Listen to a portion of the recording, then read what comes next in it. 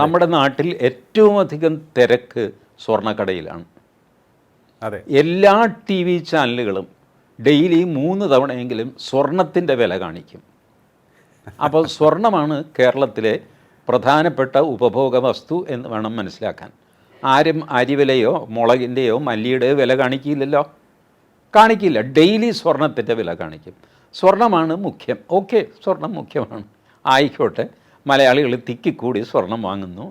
ഇന്ത്യക്കാർക്ക് പൊതുവേ ഉള്ളതാണ് ആഭരണഭ്രമം. അതൊന്ന് കുറയ്ക്കണം, ഇതേ മോദി പറഞ്ഞോളൂ. സാർ. അതിനൊരു കാരണമുണ്ട് സാർ. അതായത് നമുക്ക് ഇന്ത്യക്ക് ആവശ്യമുള്ള സ്വർണത്തിൻ്റെ 90% ഇറക്കുമതി ചെയ്യുന്ന രാജ്യമാണ് നമ്മൾ. നമുക്ക് ആവശ്യമുള്ളതാകട്ടെ 700 മുതൽ 800 ടൺ വരെ സ്വർണ്ണമാണ് ഒരു വർഷം ഇറക്കുമതി ചെയ്യേണ്ടത്.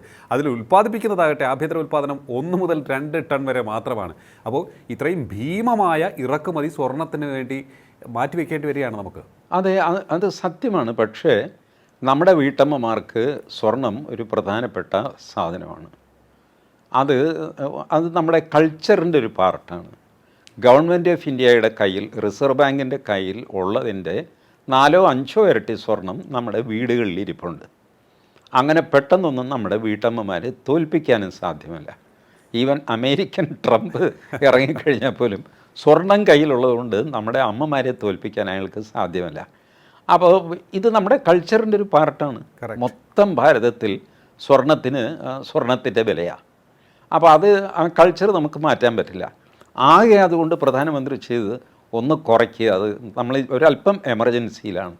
ഒരു ഗൃഹനാഥൻ സാധാരണ വീട്ടമ്മയോട് പറയുമല്ലോ സ്വർണം മേടിക്കണം എന്ന് പറയുമ്പോൾ, നമുക്കൊരു കാര്യം ചെയ്യാം, അടുത്ത മാസം മേടിക്കാം, ഈ മാസം ഒരല്പം ടൈറ്റാണ്, അല്ല അടുത്ത മാസം പിന്നെയും വില കൂടുമായിരിക്കാം, എന്നാലും ഇപ്പം നമുക്ക് വാങ്ങിയാൽ ശരിയാവില്ല.